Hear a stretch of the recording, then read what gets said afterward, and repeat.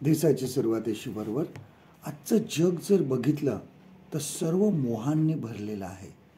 बघा, आपण अशा ठिकाणी आपल्याला वस्तू मिळतात की ज्या कधीकधी आपल्याला त्याची गरजही नसते, परंतु आपल्याला त्या घेऊशी वाटतात. बघा, कधीकधी आपण मॉलमध्ये जातो खरेदी करायला, आणि मॉलमध्ये खरेदी करत असताना जे घरात उपयोगाचं नाही ते पण आपण बरंचसं सामान घेतो, कारण ॲडव्हर्टाईज जी असते ही खूप मोहक असते, खूप आकर्षित आपल्याला करणारी असते, आणि त्यामुळे आपण त्या वस्तू घेतो आणि आपल्याला त्या डोळ्याला मोहक वाटतात आणि त्या घेण्याचा आपल्याला मोह होतो आणि नंतर मग त्या घरामध्ये पडूनच राहतात.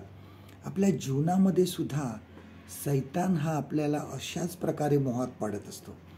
आपल्याला नेहमी सावध राहायचं आहे. सैतानाने बघा, आदाम आणि हवा यांना अशाच प्रकारे मोहामध्ये पाडलं होतं. एक तर फळ जे होतं ते बघा खाण्यास योग्य, म्हणजे त्यांना असं भुलवलं की हे खायला चांगलं आहे.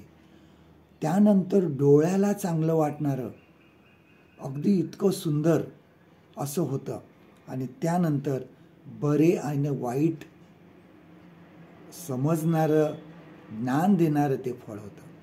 आणि अशा ह्या तीन गोष्टीमध्ये सैतानाने आदाम आणि हवा यांना मोहात पाडलं.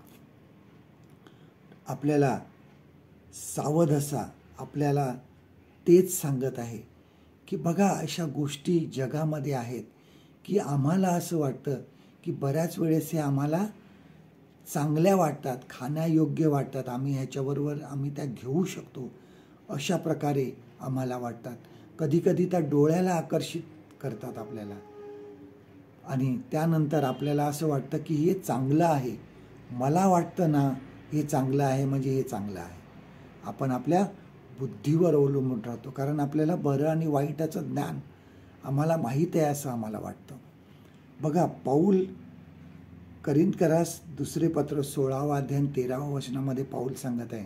2 Corinthians chapter 1 Corinthians chapter 16 and verse 13 ह्यामध्ये सांगतो, सावध असा आणि विश्वासात स्थिर राहा. बघा, पौल या ठिकाणी हे म्हणत आहे आपल्याला, मोहात पाडणाऱ्या गोष्टीपासून दूर राहा, त्यापासून मागे फिरा.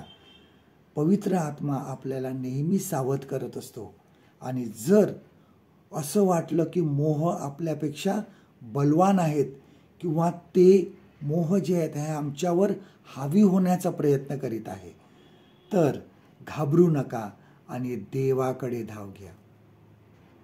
असं देवाचं वचन आपल्यासाठी हे आहे. पेत्राचे पहिले पत्र याचा 5वा अध्याय 8वं वचन. 1 Peter chapter 5 and verse 8. सावध असा, जागे रहा, तुमचा शत्रू सैतान हा गर्जणाऱ्या सिंहासारखा कोणाला गिळावे हे शोधित फिरतो. परमेश्वर करो आजचा दिवस तुमचा आशीर्वादित करो.